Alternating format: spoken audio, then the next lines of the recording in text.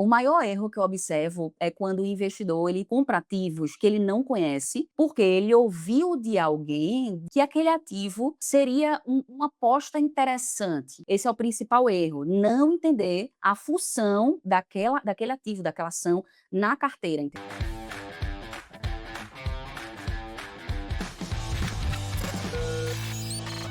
O investidor iniciante que está começando, qual que é o maior erro dele? Na hora que chega para você uma carteira aí, você fala assim: "Meu Deus, o que está acontecendo?". Ah, perfeito. O maior erro que eu observo é quando o investidor ele tenta acertar ativos ou ele compra ativos que ele não conhece, porque ele ouviu de alguém, de algum YouTube, enfim, que aquele ativo, seria uma aposta interessante. Então ele compra querendo ficar rico, entendeu? Ele não entende, a estratégia daquele ativo na carteira. Ele compra aquele ativo dizendo: "Ah, daqui a 2 meses vai explodir o meu patrimônio, eu vou sair de onde eu estou e vou alcançar riqueza". Então eu observo muitas vezes carteiras que eu digo: cadê aqui, a conexão dessa carteira, sabe? O cara compra, vários ativos, como eu já cometi esse erro no início, vários ativos voláteis na carteira, não tem nenhum ativo defensivo ali, não tem nenhum ativo de que traga uma renda, focando em nada, não sabe a estratégia, e aí: "Ah não, Beca, mas eu escutei de fulano que esse ativo aqui vai me deixar rico". Então, eles tratam o investimento como uma aposta. Para mim, esse é o principal erro, não entender o ativo, na verdade, não entender a função daquele ativo, daquela ação na carteira, entendeu? Para mim é isso. É não buscar fazer o básico mesmo, tomar aquela decisão emocional e pensar que: "Ah, eu quero ficar rico há pouco tempo", sabe? Para mim é isso. E aí a pessoa esquece que da mesma forma que ela pode enriquecer muito rápido, ela pode empobrecer mais rápido ainda, né. Então ela coloca o Muito dinheirinho rápido. dela ali, achando que: "Pô, mas essa ação aqui ela tá muito barata, ela pode subir 100, 200, 300 vezes, só que ela pode cair 99%, cair mais 99, cair mais 99, né". E Exatamente. realmente falta essa questão de relação risco-retorno, né. O pessoal só Exatamente. lembra no retorno, esquece do risco.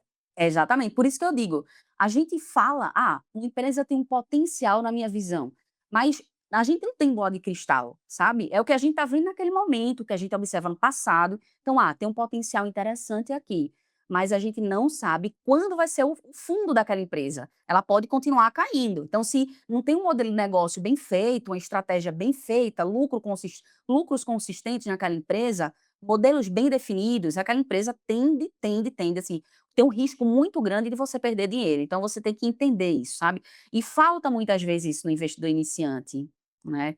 É isso que eu observo. A gente E não tem bola de esses cristal, a gente não sabe aquilo, mas você investe porque você acha que vai dar certo. Então esse achar que vai dar certo, para mim é o grande problema. Pois é, enquanto tem ativos que já deram certo, né, e estão aí já dando certo há muito tempo e a pessoa quer um que acha que vai dar certo. Realmente, Total. concordo com você. Hoje, Selic explodindo, 14%, a gente nem sabe até onde cai mais. No Brasil, a gastança não para, então a inflação ela não cai. Dólar subindo, inclusive no dia de hoje, né. Como é que você está vendo esse cenário e o que que você está fazendo?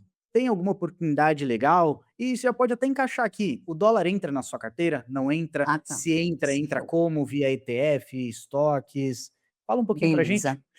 Beleza, show. Então, diante desse cenário todo, eu nunca costumo observar, seja qualquer cenário, apenas um viés. Por exemplo, tem cenário de conflito, eu vou observar apenas Brasil, eu vou observar apenas esse ativo, eu gosto de observar o cenário macro mesmo, tá. Por exemplo, uma boa ideia, né, eu sempre defendi isso, é que ter, parte dos seus investimentos no investimento exterior, né, essa renda internacional. Então eu não compro diretamente dólar, eu não compro isso, mas eu invisto através de ETFs, através de estoques, através de REITs, né, então isso daí é que forma mesmo, que dá um fluxo legal para a gente, quando a gente vai observar ali uma carteira baseada nesses ativos mais diversificados. Então é isso que eu estou fazendo, independente do cenário, tá, independente do cenário lá nos Estados Unidos, eu continuo ali comprando todos os meses ali investimento no exterior, tá. Então eu não tento acertar, assim, nos Estados Unidos, eu não tento acertar, ah, tal fundo, então vamos aproveitar, eu vou aproveitar esse ativo. Não, eu vou comprando todo mês, entendeu? Porque aí as oportunidades para mim vai vindo aos poucos. Então eu tenho essa carteira diversificada também na parte internacional. Eu concordo totalmente e para quem tá escutando, essa estratégia da Beca é que a gente chama de DCA, né, que é a do custo médio em dólar, ou preço médio em dólar, tem alguns nomes aí, que é de você comprar todos os meses e, pessoal, isso vocês deveriam fazer inclusive no Brasil também, não é só lá fora não, né, comprar todos os meses, independente, faça chuva, faça sol. Claro que no Brasil a gente consegue priorizar, né, alguns ativos, a gente tem acesso a ativos que são mais baratos, mais descontados, consegue analisar com um pouco mais de facilidade, mas lá fora, realmente, faça chuva, faça sol, comprar ativos no exterior faz sentido, porque daqui a 5, 8, 15 anos, como é que será que vai estar o real, né? A gente não tem essa certeza.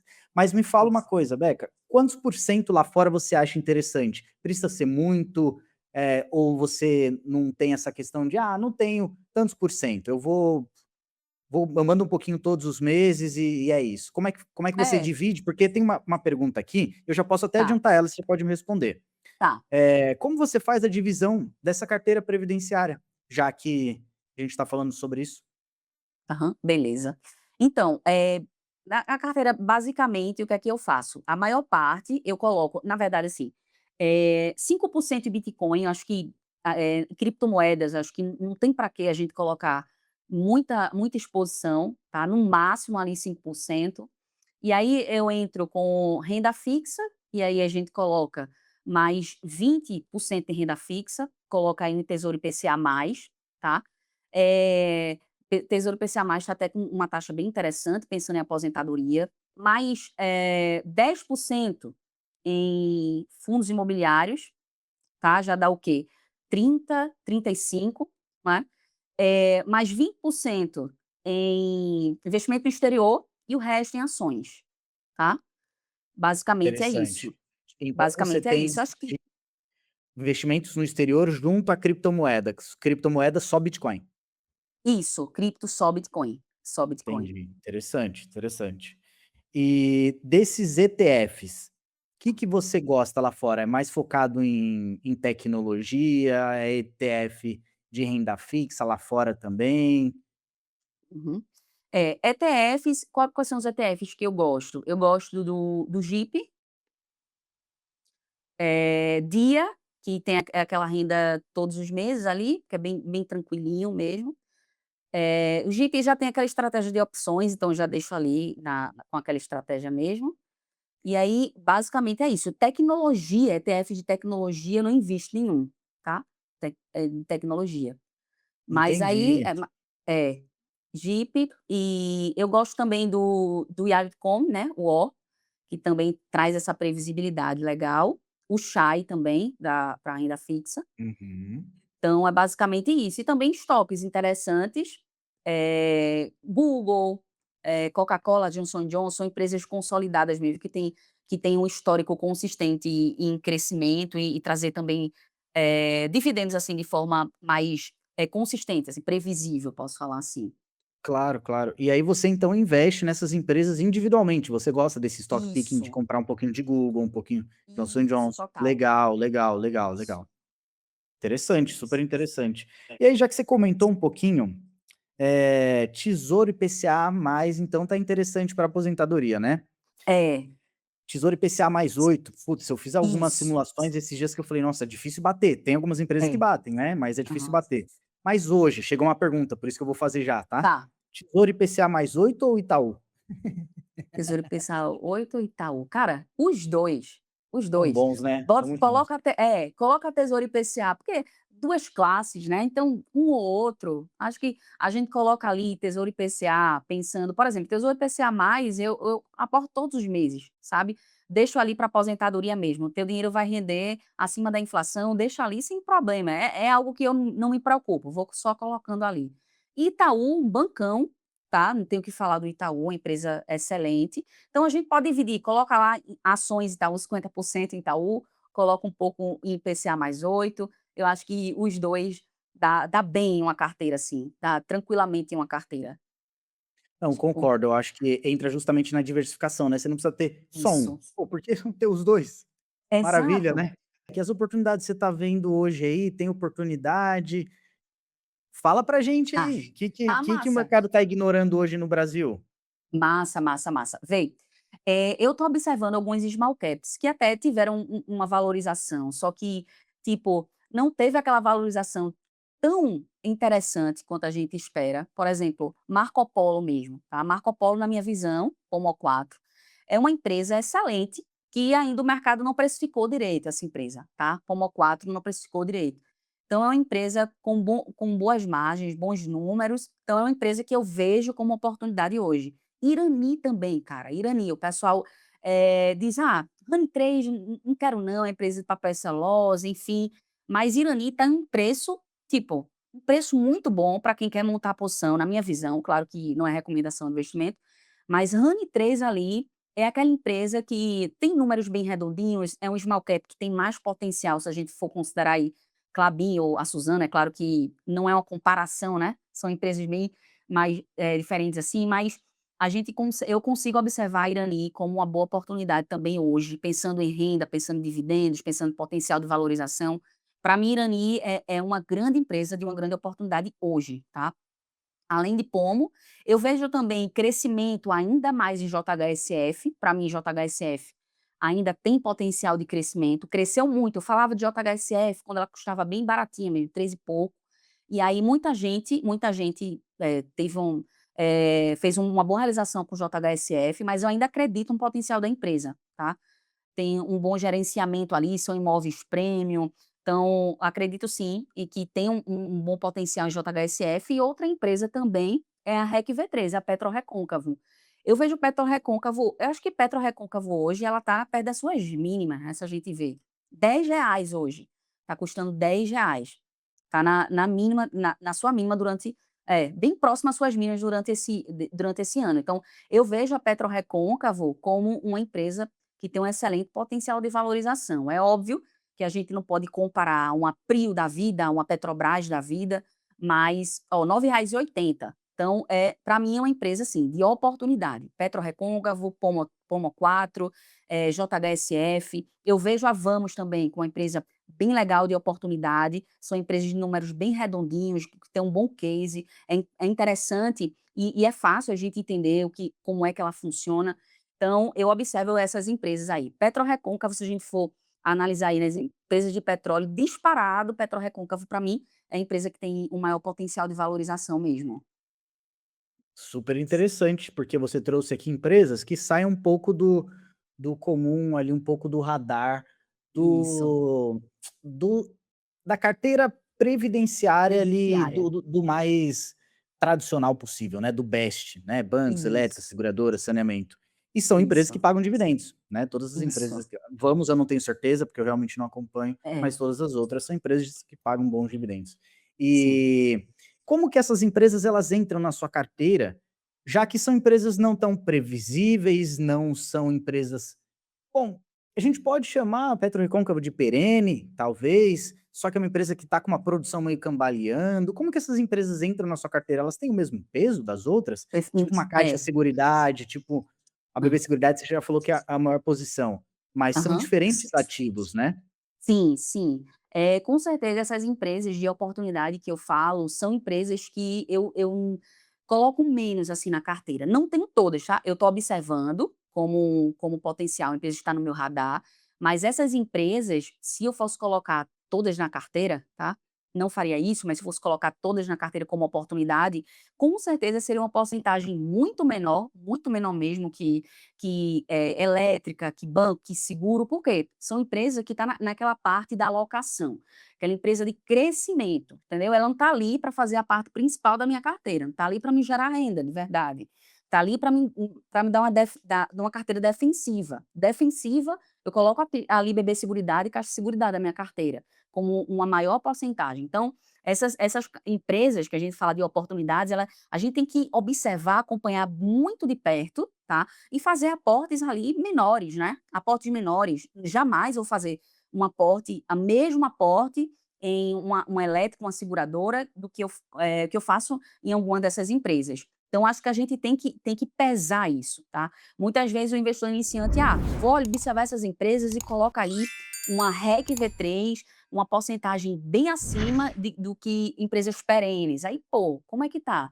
Qualquer coisa na tua carteira fica instável demais e você aí fica: "Ah, meu Deus, como é isso?", entendeu? Então eu acho que a estratégia da perenidade, eu defendo isso, que a estratégia da perenidade, ela deve ser o berço, ela deve ser a base da carteira, entendeu? É ali que vai te dar mais tranquilidade. Pô, o Banco do Brasil é perene, mas está sofrendo muito, está no vermelho na minha carteira. Tá, cara, mas você entende a tese do banco? Entende que aquilo ali não mudou, que é algo que vai passar? É uma fase mais ruim que o banco está passando? Não vai mudar, aquele não vai te dar dor de cabeça. Banco do Brasil pode cair, não vai me dar dor de cabeça, porque é um banco que já passou por muitas crises, um banco centenário, eu tenho na minha carteira tranquilamente. Então, empresas de oportunidade, de crescimento, nesse processo de alocação, eu sempre coloco menos, uma porcentagem bem menor que uma empresa perene, beleza? Então é basicamente isso. Maravilha, porque aí o pessoal também precisa entender, né, Beca, que se vamos supor que você coloca, sei lá, 3%, 5%, você estabeleceu lá a sua alocação. Meu, 5% ele pode virar 20, 30, que aconteça, que Exatamente. maravilha, né? Que aconteça. Mas também ele pode virar nada, né? Só que se não virar nada, você não saiu ali, não foi a maior parte do seu patrimônio, nem vai fazer diferença se a sua carteira for bem estruturada. Agora, se realmente se a sua tese se provar verdadeiro, você vai se dar muito bem, né? É isso que o pessoal tem que entender, que a Exatamente, locação ela manda realmente. total.